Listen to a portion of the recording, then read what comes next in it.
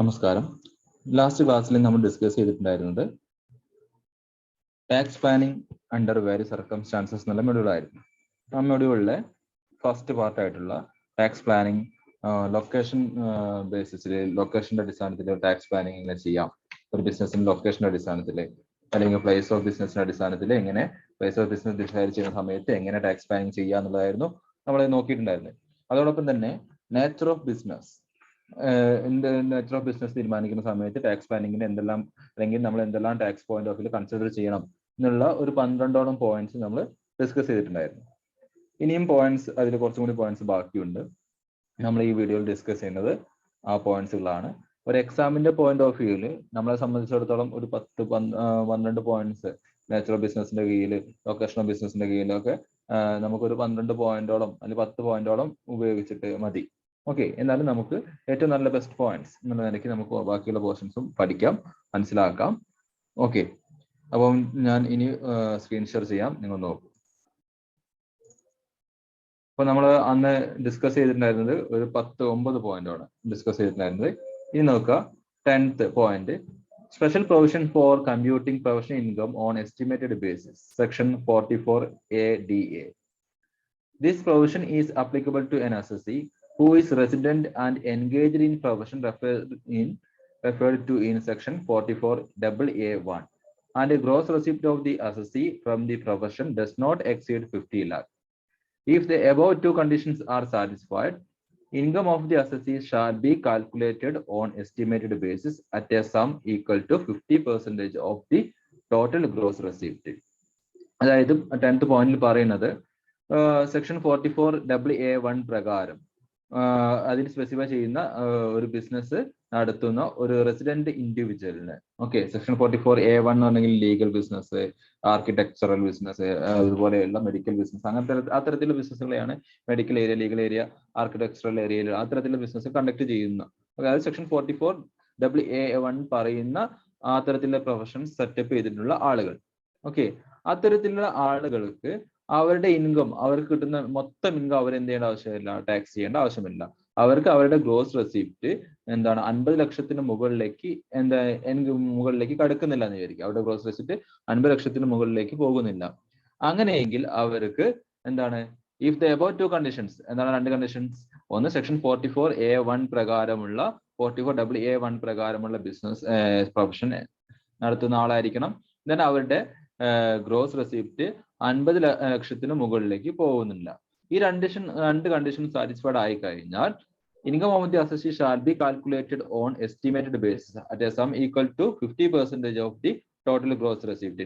അപ്പോൾ ആ രണ്ട് കണ്ടീഷൻ സാറ്റിസ്ഫൈഡ് ആയി കഴിഞ്ഞിട്ടുണ്ടെങ്കിൽ പിന്നെ ഇവിടെ നമ്മൾ ആക്ച്വൽ ഇൻകം അല്ല നോക്കുന്നത്, നമ്മളൊരു എസ്റ്റിമേഷൻ ആണ്. അതായത് അവരുടെ ഗ്രോസ് റെസിപ്റ്റിന്റെ 50% അവരുടെ പ്രൊഫഷണൽ റെസിപ്റ്റ് ആയിട്ട് കൺസിഡർ ചെയ്യുകയാണ്.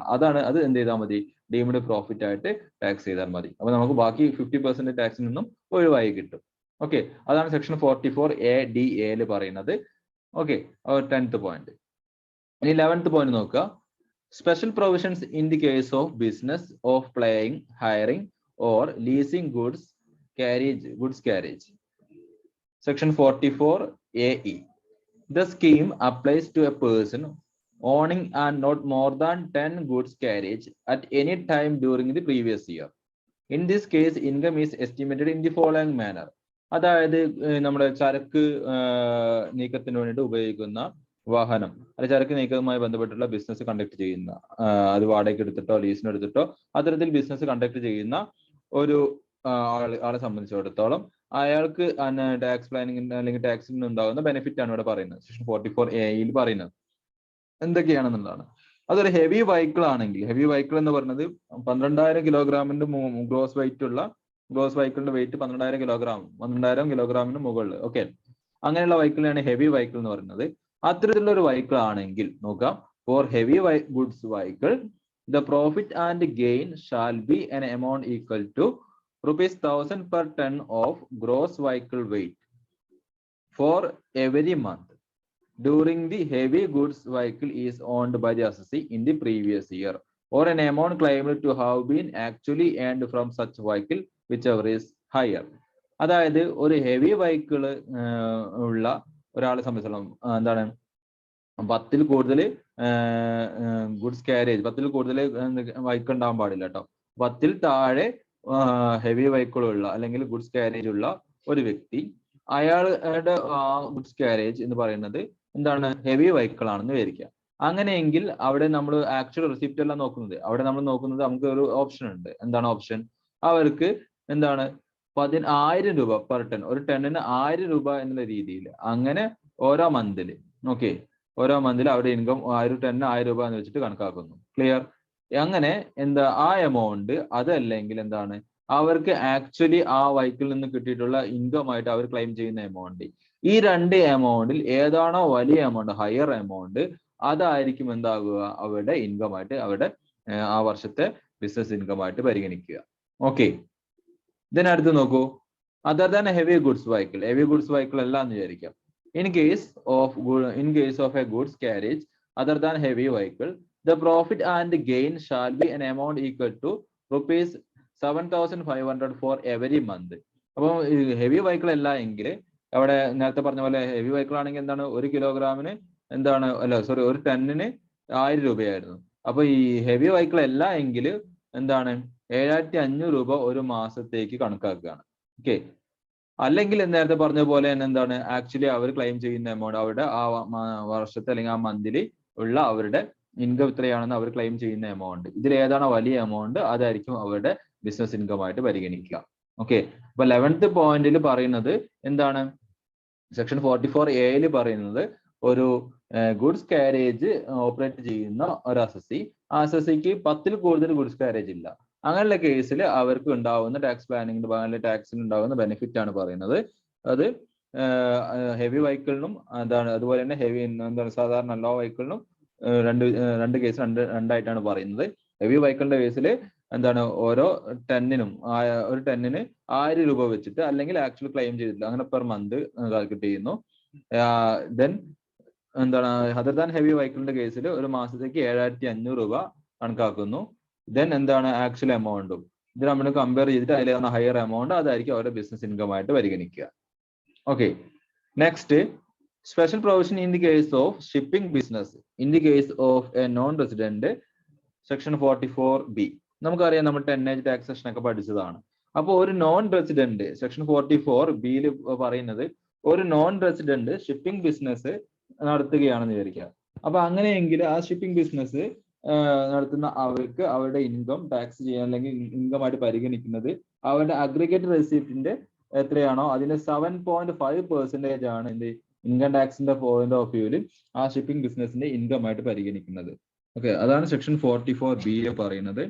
ഒന്നുകൂടി പറയാം, സെക്ഷൻ 44B പറയുന്നത് ഒരു NR നോൺ റെസിഡന്റ് ഒരു ഷിപ്പിംഗ് ബിസിനസ് നടത്തുന്നുണ്ടെന്ന് വിചാരിക്കാം. അങ്ങനത്തെ കേസിൽ എന്താണ് അവരുടെ ആ ഷിപ്പിംഗ് ബിസിനസ്സിൽ നിന്നും ഉണ്ടാകുന്ന ബിസിനസ് ഇൻകം ആയിട്ട് നമ്മൾ കണക്കാക്കുന്നത് എങ്ങനെയാണ്, അവരുടെ അഗ്രിഗേറ്റ് റെസിപ്റ്റിന്റെ എത്ര 7.5% ആയിട്ടാണ് എന്താ അവരുടെ ബിസിനസ് ഇൻകം ആയിട്ട് പരിഗണിക്കുന്നത്.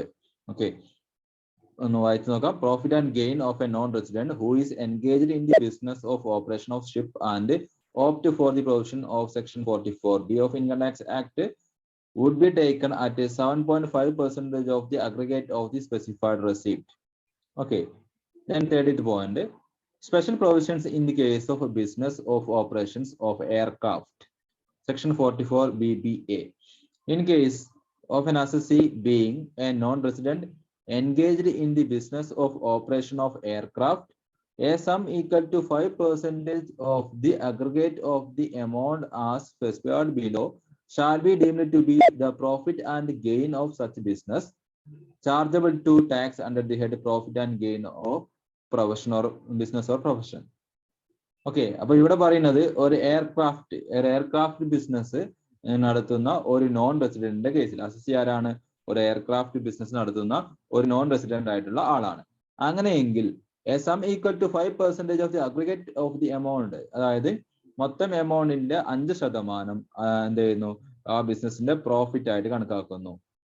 ദെൻ ഇതെങ്ങനെയാണ് സ്പെസിഫിക്, അപ്പൊ അഗ്രിഗേറ്റ് എമൗണ്ട് കണ്ടുപിടിക്കാൻ നമ്മൾ ചെയ്യുന്നത് ഇതാണ്. The amount paid or payable whether in or out of India to the assessee or any person on his behalf on account of the carriage of passenger, livestock, mail or goods from any place in India. അപ്പൊ ഇന്ത്യയിലേക്ക് ഒരു വസ്തു, ഒരു passenger, ഒരു life stock കൊണ്ടുവരുന്നതിന്റെ ഭാഗമായിട്ട് എന്ത് ചെയ്യാണ്, നൽകുന്ന എമൗണ്ട്. ഓക്കെ, അത് ഇന്ത്യയിൽ നിന്നായാലും ഇന്ത്യക്ക് പുറത്ത് നിന്നായാലും അത് ഇന്ത്യയിലേക്ക് കൊണ്ടുവരുന്നതിന്റെ ഭാഗമായി നൽകുന്ന ഒരു എമൗണ്ട്.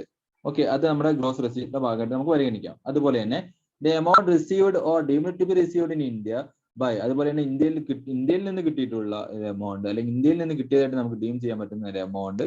ഓക്കെ, അത് ഇതിന്റെയൊക്കെ ഭാഗമായിട്ട് ഈ പറഞ്ഞ പോലെ തന്നെ carriage of passenger, life stock, male or goods from any place outside India, ഇന്ത്യക്ക് പുറത്ത് നിന്ന് എന്തെങ്കിലും ഇത്തരത്തിലുള്ള സാധനങ്ങൾ കൊണ്ടുവരുന്ന സമയത്ത്.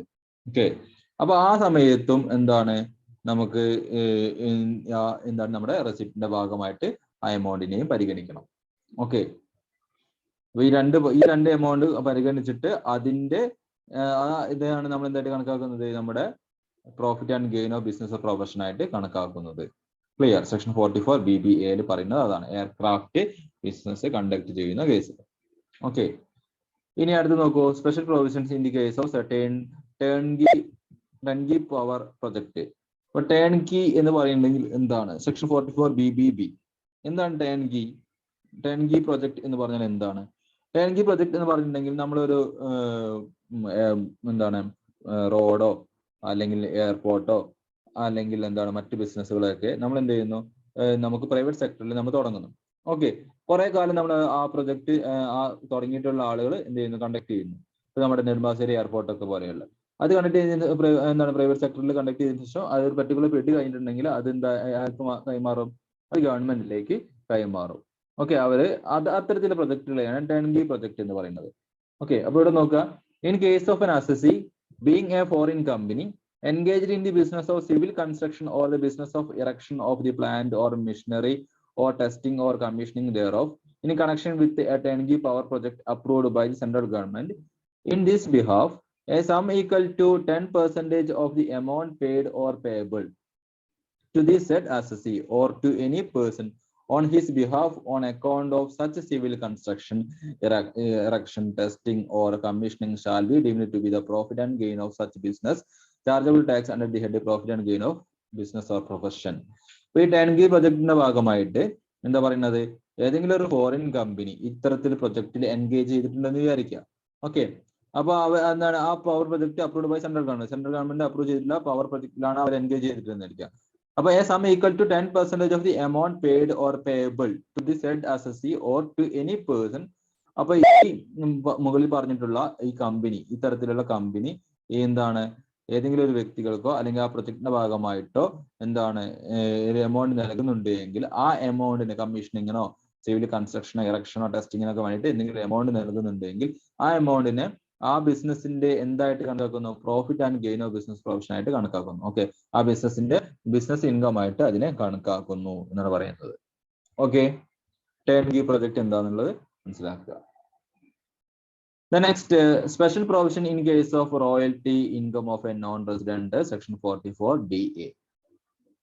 As per this section, the income by way of royalty or fees for technical services received from government or Indian concern in persons of an agreement made by non-resident or foreign company with the government or Indian concern after 31st March 2003, where such non-resident or a foreign company carries on business in India through a permanent establishment situated therein, or perform professional services from fixed place or profession situated therein, and the right property or contract in respect of which the royalties or fees for technical services are paid is effectively connected with such permanent establishment or fixed place of profession as the case may be, shall be committed under the head profit and gain of business of profession in accordance with the provisions of the act.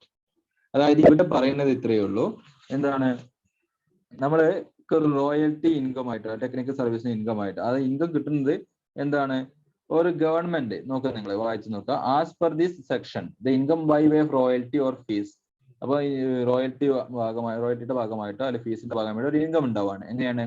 Four technical services received from government or Indian concern, അതായത് ഗവൺമെന്റിന്റെ കയ്യിൽ നിന്നോ അല്ലെങ്കിൽ എന്താണ് ഒരു Indian government അഗ്രിമെന്റിന്റെ ഭാഗമായിട്ട് ഒരു Indian സ്ഥാപനത്തിൽ നിന്ന് ഒരു നോൺ റെസിഡന്റിന് എന്തെങ്കിലും ടെക്നിക്കൽ സർവീസസോ അല്ലെങ്കിൽ എന്താണ് കിട്ടുകയാണെന്ന് വിചാരിക്കുക.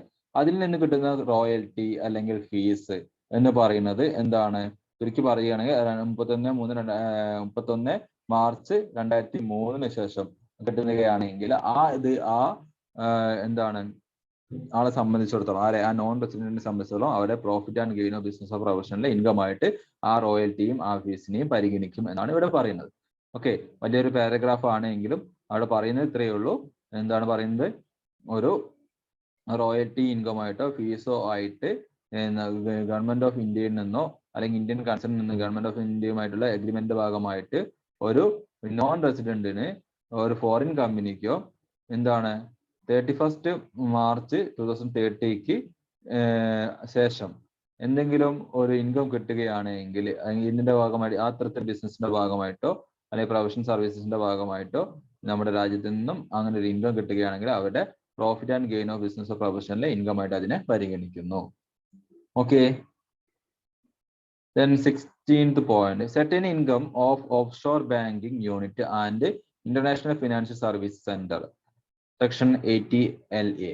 As per this section, 100% of the income from 5 consecutive years generated by an offshore banking unit or international financial services center is eligible for tax deductions.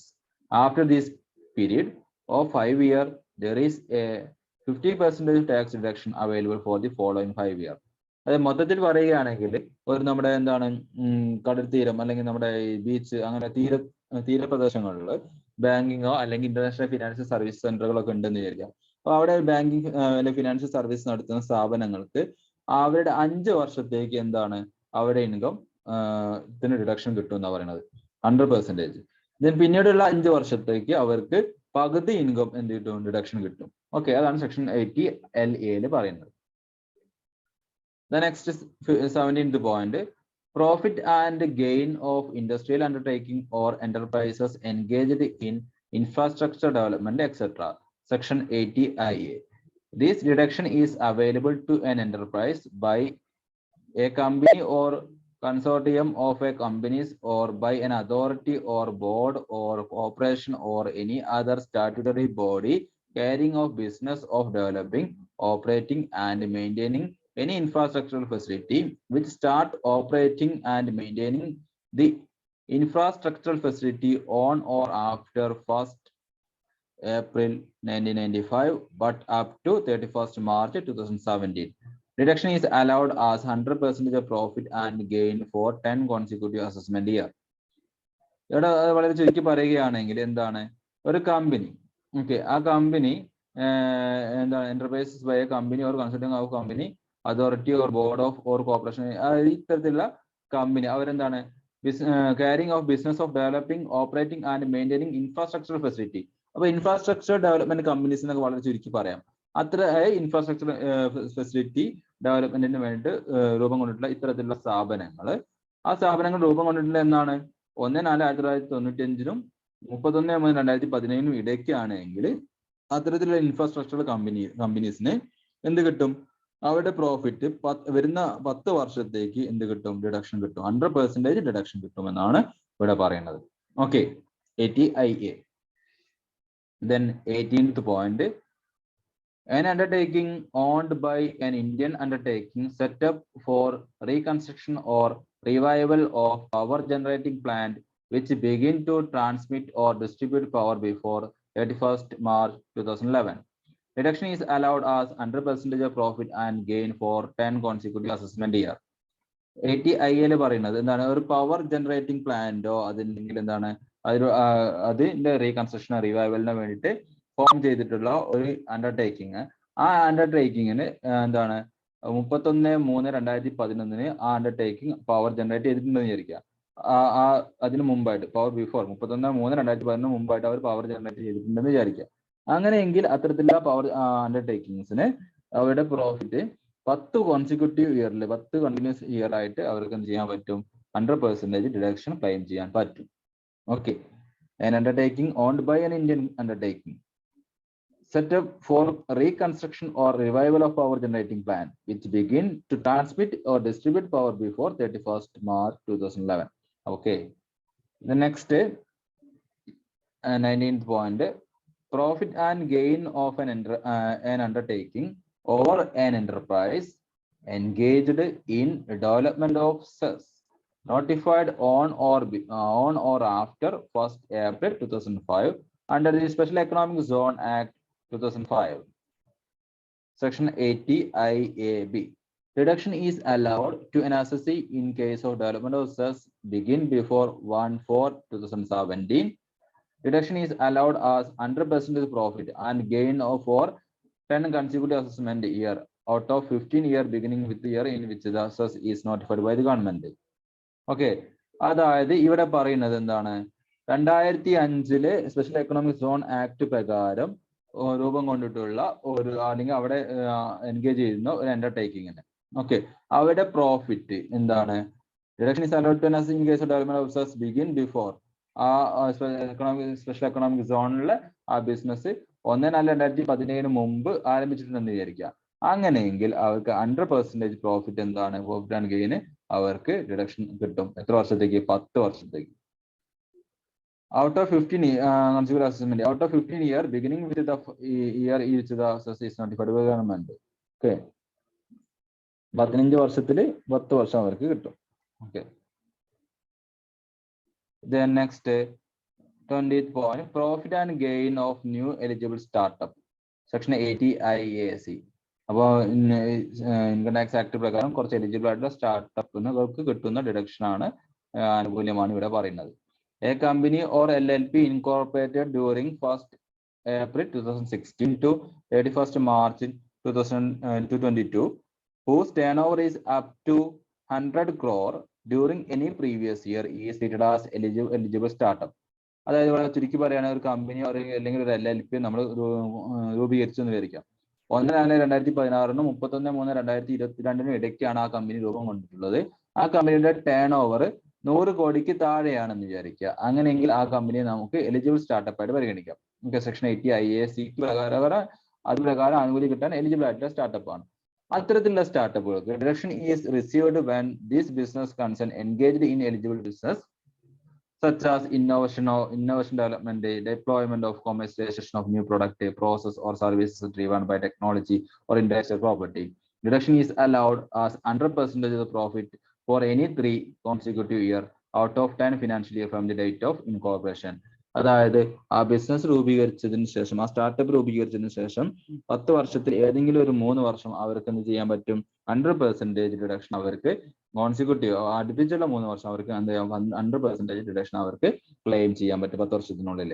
Okay, then profit and gain from certain industrial undertaking other than infrastructural development. Infrastructure development companies അല്ലാത്ത മറ്റ് എന്താണ് company, profit and gain from certain industrial undertaking other than infrastructural development. Section 80 IB.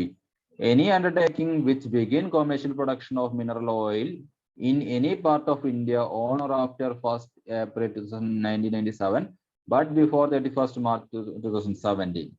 Second condition, any undertaking which begin refining mineral oil on or after 1/10/1998 but before 1/4/2012. Third, an undertaking which begin commercial production of natural gas on or after 1/4/2009 but up to 31st March 2017. Reduction is allowed as 100% profit and gain for initial 7 assessment year. Okay, ഈ 3 conditions പ്രകാരമുള്ള ഏത് മേഖലയിൽ, petroleum മേഖലയിൽ പ്രവർത്തിക്കുന്ന ആ ഡേറ്റുകളിൽ വരുന്ന സ്ഥാപനങ്ങൾക്ക് എന്ത് കിട്ടും, 7 വർഷത്തേക്ക് ആദ്യത്തെ 7 വർഷത്തേക്ക് ഇനീഷ്യൽ ആണ് പറഞ്ഞത്. അപ്പൊ ആദ്യത്തെ 7 വർഷത്തേക്ക് 100% അവരുടെ പ്രോഫിറ്റ് ഡിഡക്ഷൻ കിട്ടും. Then 22nd point, deduction in respect of profit and gain from housing project. Section 80 IBA. 100% profit and gain derived from the business of housing project which is approved by a competent authority after 1st June 2016 but before 1st April 2021 is allowed as deduction if it is fulfilled certain conditions mentioned therein. Section 80 IBA പറയുന്ന ചില conditions satisfy ചെയ്ത് കഴിഞ്ഞിട്ടുണ്ടെങ്കിൽ housing project മേഖല, housing പ്രൊജക്റ്റിൽ അത്തരത്തിലുള്ള business conduct ചെയ്യുന്ന സ്ഥാപനങ്ങൾക്ക് 1/4/2016 1/6/2016 1/4/2021 ഇടയ്ക്ക് അത്തരത്തിലുള്ള ഒരു ഹൗസിംഗ് പ്രൊജക്ട് നടത്തുവാൻ കോമ്പിറ്റന്റ് ആയിട്ടുള്ള ഒരു ബിസിനസ് ആണെങ്കിൽ അവർക്ക് എന്ത് കിട്ടും? Reduction available. 100% പ്രോഫിറ്റ് അവർക്ക് റിഡക്ഷൻ കിട്ടും. Okay. Then next 23rd point, special provisions in respect of certain undertaking enterprises in certain category states. An undertaking or enterprises, section 80 IC another, an undertaking or enterprise which has begun or begins to manufacture or produce any article mentioned in 14th schedule or commence any operation or undertakes substantial expansion during 7th January 2003 to 31st March 2012 in the states of Himachal Pradesh, Uttaranchal can avail reduction. Reduction is allowed as 100% profit and gain for the initial 5 years and 25% regular 30% in case of companies of profit and gain for the subsequent 5 assessment year. അതായത് ഇവിടെ പറയുന്ന ഉത്തരാഞ്ചൽ ഹിമാചൽ പ്രദേശ് സ്റ്റേറ്റുകളിലെ 7/1/2003 31/3/2012 ഇടയ്ക്ക് എന്താണ് 14th ഷെഡ്യൂളിൽ പറയുന്ന articles produce ചെയ്യുന്ന എന്തെങ്കിലും business run ചെയ്യുന്ന സ്ഥാപനങ്ങൾക്ക് എന്ത് കിട്ടും? 100%. ആദ്യത്തെ ഇനീഷ്യൽ 5 ഇയറിൽ ആദ്യത്തെ 5 വർഷം 100% ഡിഡക്ഷൻ കിട്ടും. അതിനുശേഷം അവർക്ക് അടുത്ത 5 വർഷം അവർക്ക് 25% ഡിഡക്ഷൻ കിട്ടും. അതൊരു കമ്പനി ആണെങ്കിൽ ആ ഡിഡക്ഷൻ 30% ആയിരിക്കും. Okay. Then 24th point, reduction in respect of profit and gain from business of hotel and a convention center in a specified area, hotel at world heritage site, section 80 ID. ഇതൊക്കെ നേരത്തെ നമ്മൾ പറഞ്ഞിട്ടുണ്ടായിരുന്നു. Okay. Then section 25th point നോക്കുക. 25th point, special provisions in respect of certain undertaking in northeastern state, ATIE. North eastern സ്റ്റേറ്റിലെ ഒരു business ചെയ്യുന്ന സ്ഥാപനങ്ങൾ അവർക്ക് കിട്ടുന്ന റിഡക്ഷൻ ആണ്. അവർ ആ ബിസിനസ് നടത്തേണ്ടത് 1/4/2007 31/3/2017 ഇടയ്ക്കുള്ള ടൈമിലാണ് അവർ ബിസിനസ് ഓപ്പറേറ്റ് ചെയ്യാൻ തുടങ്ങിയതെങ്കിൽ അവർക്ക് 10 കോൺസിക്യൂട്ടീവ് ഇയറിൽ എന്ത് കിട്ടും? ഫ്രം ദി ഇനിഷ്യൽ ഇയർ മുതൽ ആ 10 വർഷത്തേക്ക് അവർക്ക് എന്ത് കിട്ടും? 100% റിഡക്ഷൻ കിട്ടും.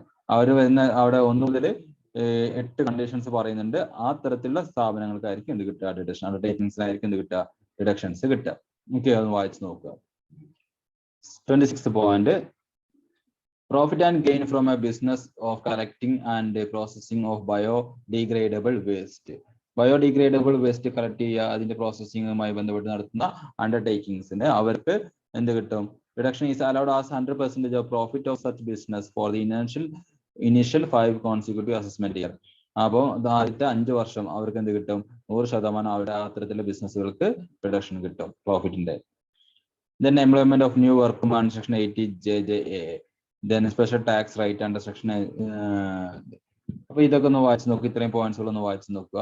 Then section 54 EE എന്താന്ന് നോക്കുക. section 54 EE ക്യാപിറ്റൽ ഗെയിനിലെ ചാപ്റ്റർ നമ്മൾ അന്ന് പഠിച്ചിട്ടുണ്ടായിരുന്നു. അത് capital gain invested in unit issued up to 31st March 2019 of notified fund for financing startup.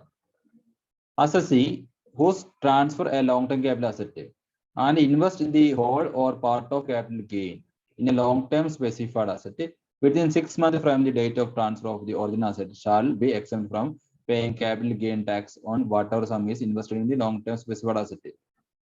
അതായത് അസസി ഒരു long time capital asset transfer ചെയ്തു.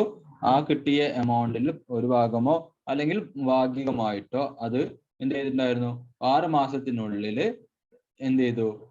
വേറൊരു അസറ്റിലേക്ക് ഇൻവെസ്റ്റ്മെന്റ് നടത്തിയെന്ന് വിചാരിക്കുക. അങ്ങനെയെങ്കിൽ ആ ഇൻവെസ്റ്റ്മെന്റ് നടത്തിയിട്ടുള്ള എമൗണ്ട് പിന്നെ എക്സംഷൻ കിട്ടും എന്നാ പറയുന്നത്. Amount of investment in long term specified asset shall not exceed. ആ ലോങ് ടേം സ്പെസിഫൈഡ് അസറ്റ് ഏതെങ്കിലും ലോങ് ടേം സ്പെസിഫൈഡ് അസറ്റിലാണ് നമ്മൾ ഇൻവെസ്റ്റ്മെന്റ് നടത്തിയത്. Okay. Then the amount of investment in the long term specified assets shall not exceed 50 lakh in any financial year and the benefit shall be available in subsequent financial year if the period of 6 months from the date of transfer spill over the subsequent financial year. Okay, ആ 6 months എന്ന് പറഞ്ഞ period അടുത്ത financial ഇയറിലേക്ക് പോവുകയാണെങ്കിൽ ആ financial ഇയറിൽ നമുക്ക് എന്ത് കിട്ടും, അത് കിട്ടും. അപ്പൊ 50 ലക്ഷത്തിന് മുകളിലേക്ക് ആ ഇൻവെസ്റ്റ്മെന്റ് പോകാനും പാടില്ല. Then assessee must hold a long-term specified asset for at least 3 years to avail this benefit. അതുപോലെ തന്നെ അവർ പുതിയതായിട്ട് വാങ്ങുന്ന ആ സ്പെസിഫൈഡ് അസറ്റ് അവർ മിനിമം 3 വർഷം എന്ത് ചെയ്യണം, കൈവശം വെക്കുകയും വേണം. എന്നാലേ ഈ ബെനിഫിറ്റ് അവർക്ക് കിട്ടുള്ളൂ. ട്രാൻസ്ഫർ അത് നമ്മൾ ക്യാപിറ്റൽ ഗെയിൻ എന്ന ചാപ്റ്ററിൽ എക്സംഷൻസ് സെക്ഷൻ 54 എക്സംഷൻസ് പറഞ്ഞ സമയത്ത് അവിടെ പഠിക്കുന്ന കാര്യങ്ങളാണ് ഇത് കേട്ടോ.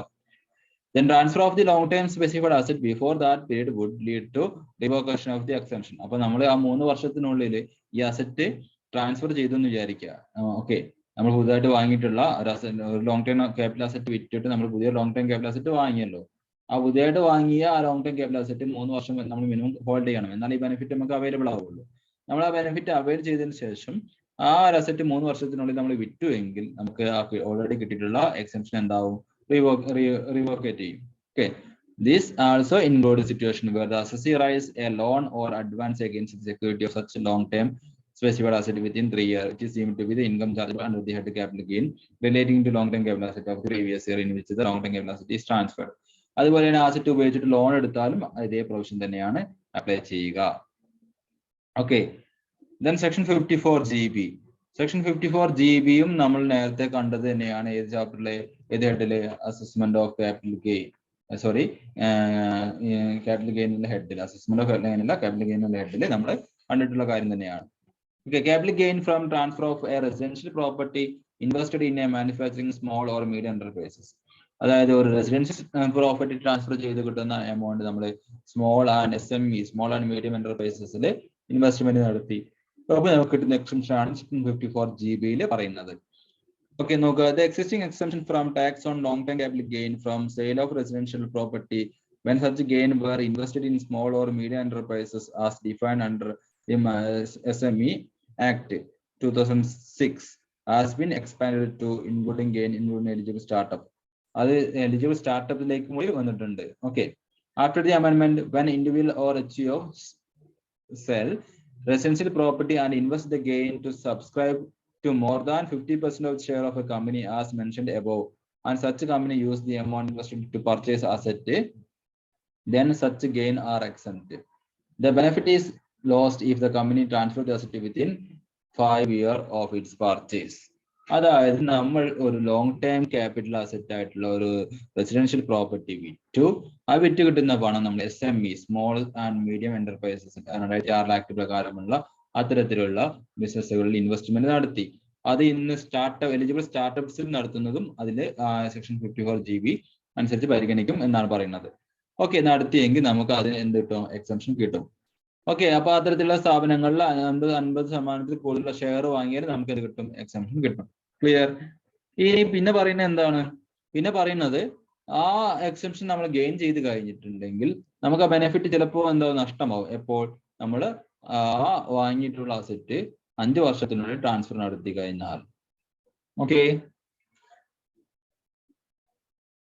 Next deduction regarding capital expenditure section 35AD. Section 35AD ഒക്കെ നമുക്ക് അറിയാവുന്ന കാര്യമാണ്. നമ്മൾ എവിടെ പഠിച്ചതാണ്, ജസ്റ്റ് പറഞ്ഞു പോകുന്നേ ഉള്ളൂ. നമ്മളവിടെ ബിസിനസ് ഇൻകം എന്നുള്ള ചാപ്റ്ററിൽ പഠിച്ചതാണ്. With effect from an assessment year 2010-11, a new deduction under section 35AD was introduced to provide incentive to those assessee who set up new business unit in certain specified area or field. This deduction shall be available if the following conditions are satisfied. അതായത് പറയുന്ന condition satisfy ചെയ്ത് കഴിഞ്ഞാൽ section 35AD പ്രകാരം deduction നമുക്ക് കിട്ടുള്ളൂ. എന്തൊക്കെയാണ് condition? A unit is set up in specified business. ഒരു specified business ആയിരിക്കണം അവിടെ നമ്മൾ തുടങ്ങുന്നത്. Then unit of the specified business should be new one. ആ സ്പെസിഫൈഡ് ബിസിനസ് എന്തായിരിക്കണം, അവർ നടത്തുന്ന ആ യൂണിറ്റ് പൂർണ്ണമായിട്ട് എന്തായിരിക്കണം, ന്യൂ വൺ, പുതുമയുള്ളതായിരിക്കണം. അതുപോലെ തന്നെ അവരുടെ accounts, books of account audit നടത്തിയിട്ടുണ്ടായിരിക്കണം. This section shall be applied in case of following business. പറയുന്ന ബിസിനസിന്റെ കേസിലൊക്കെ ഈ സെക്ഷൻ 35AD അപ്ലൈ ചെയ്യുമെന്നാണ് പറയുന്നത്. കുറച്ച് ബിസിനസ്സുകൾ പറയുന്നുണ്ട്, ഇതൊക്കെ നമ്മൾ നേരത്തെ പഠിച്ചിട്ടുള്ളതാണ്. എന്തൊക്കെയാണെന്ന് ജസ്റ്റ് ഒന്ന് വായിച്ചു പോവാം. Setting up operating cold chain facility for specified product, setting up and